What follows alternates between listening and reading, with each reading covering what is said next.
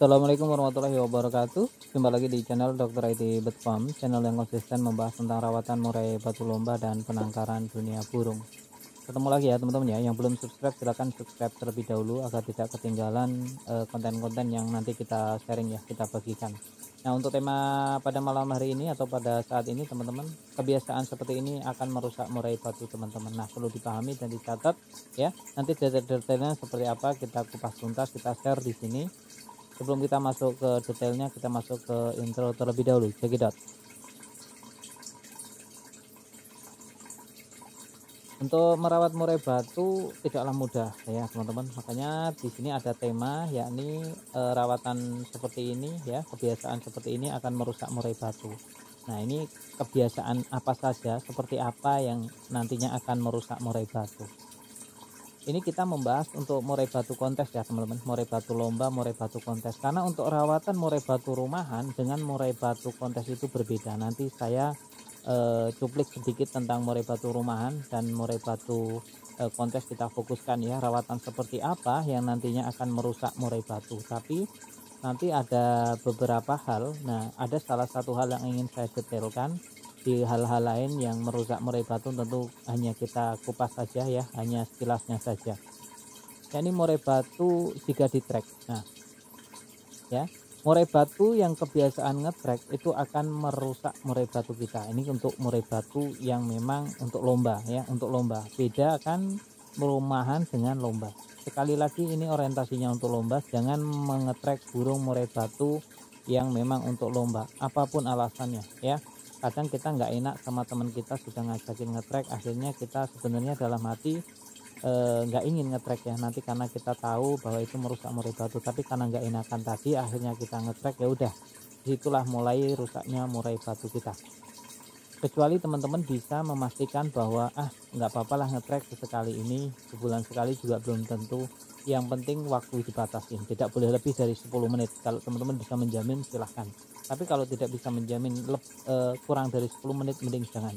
Karena untuk ngetrek murai batu itu asik teman-teman ya, bisa lupa waktu. Kadang kita bisa ngobrol sampai berjam-jam itu nggak kerasa.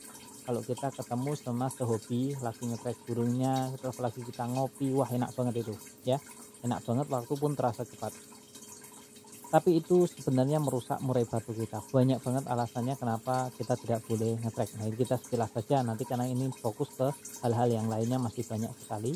Nanti kita ngejar durasi juga soalnya. Nah, lantas murai batu ini dalam penempatan ya, diablak melihat dengan murai batu lain ya. Nah, ini tidak bagus. Nah, untuk murai batu lomba tidak bagus. Itu bisa berdampak buruk untuk burung murai batu ya. Nah, alasannya mungkin di konten selanjutnya. Lantas apa saja yang ingin kita fokuskan adalah murai batu yang over lomba atau OL. Murai batu over lomba bisa berdampak buruk dalam jangka panjang untuk murai batu kita. Mungkin saat ini masih prestasi terus, belum terkalahkan ya, masih terus-terusan, tapi nanti setelah mabung itu biasanya bermasalah, itu trouble yang tidak bisa disembuhkan kecuali dengan penangkaran. Nah, itu nanti ada babnya lagi ya. Jadi saya sarankan untuk teman-teman jangan sembarangan ya, jangan sembarangan untuk melombakan murai batu. Sebaiknya murai batu teman-teman sering-sering diistirahatkan, 1 bulan sekali saja untuk lomba, silahkan. Ini mayoritas kebanyakan masih seminggu sekali, dan saya lihat banyak banget ya murai rusak saja masih dilombakan. Contohnya yaitu dia ngejar lawan, nanti ngelowo, ngejar lawan ya. Nah, itu kurang bagus, atau hanya sebatas ngukluk. Nah, ini hal-hal yang sangat negatif sekali. Terus yang paling kebiasaan kita yang paling buruk. Nah, ini faktor ini yang nanti akan kita bahas secara detail.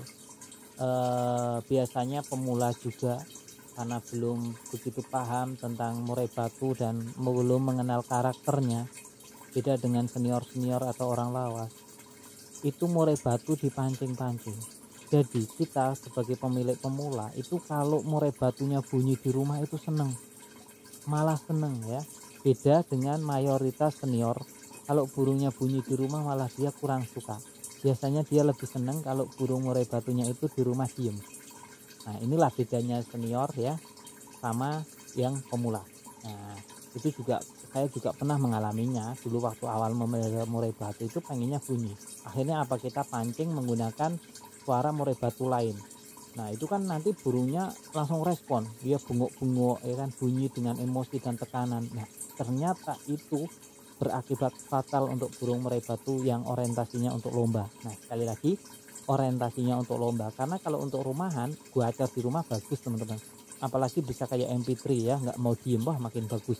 Nah inilah bedanya, kalau murai batu lomba nggak boleh di rumah, kalau bisa itu malah tunggal ya, manunggal, nggak ada burung murai batu lain, itu jauh lebih bagus. Nanti di lapangan dia kerjanya akan jauh lebih maksimal ya. Jadi kalau saya ditanya burung murai batu di rumah itu banyak sama solo sendirian, itu bagusan mana, saya jawab akan kerjanya maksimal jika murai batu itu di rumah hanya satu ekor.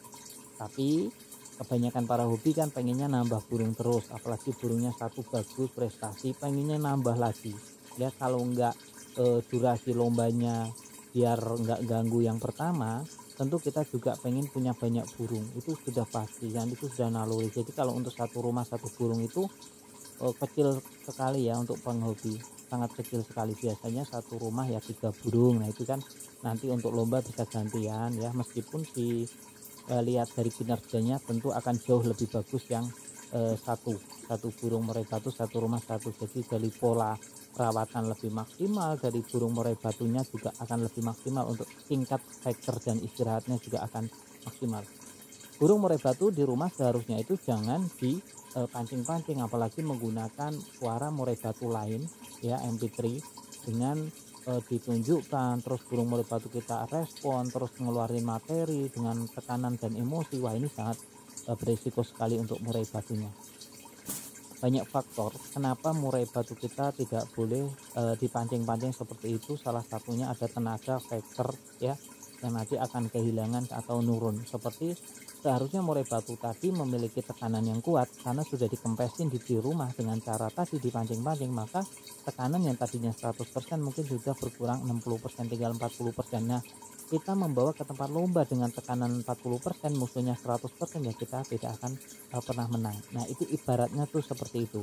Jadi teman-teman, murai batunya mulai sekarang kalau memang pengen faktornya tinggi untuk lomba, stop, jangan dipancing-pancing ya, jangan dipancing-pancing. Kalau untuk orang yang tahu burung, bisa mengenal karakternya burung, malah dia lebih senang burung murai batunya di rumah itu diam ya. Kalau bunyi ya bunyi alami, tidak ada emosinya ya, bunyi hanya sekedar bunyi, tidak neken-neken gitu ya, apalagi sampai ngeplay ekornya, waduh. Nah ini bisa berdampak kurang bagus untuk burung murai batu. Nah itu kebiasaan-kebiasaan kita ya, yang terkadang untuk pemula ya itu tidak menyadarinya, karena yang dia sadari semakin gacor semakin bagus. Nah kuncinya di situ. Padahal kalau untuk murai batu lomba atau murai batu kontes di rumah itu sebisa mungkin yang menjadi juara itu sudah ditentukan biasanya dari rawatan. Dalam artian di rumah bisa ngempet dengan settingan tinggi, di lapangan diharapkan langsung bongkar materi kan gitu. Kalau di rumah udah keluar-keluar, di lapangan ya ngempos. Nah logikanya seperti itu ya teman-teman ya. Jadi untuk murai batu lapangan diistirahatkan 1 bulan, nanti ada pemasteran juga. Terus di rumah jangan sampai keluar-keluar dengan emosi. Itu saran saya ya, mau diambil silakan ya. Kita masuk ke penutup.